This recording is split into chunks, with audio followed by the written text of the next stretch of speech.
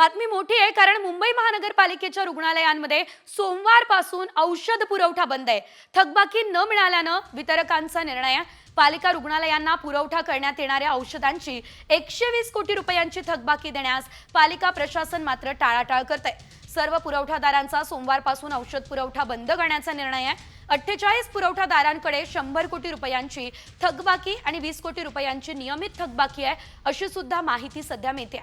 औषध पुरवठा बंद झाल्यास रुग्णांना बाहेरून चढ्या दरानं औषध खरेदी करावी लागणार आहे। त्यामुळे आपण पाहतोय 120 कोटींची थकबाकी देण्यास टाळाटाळ करण्यात आली आणि त्यामुळे बीएमसी रुग्णालयांमध्ये औषधांचा पुरवठा जो आहे तोच थेट बंद करण्यात आला।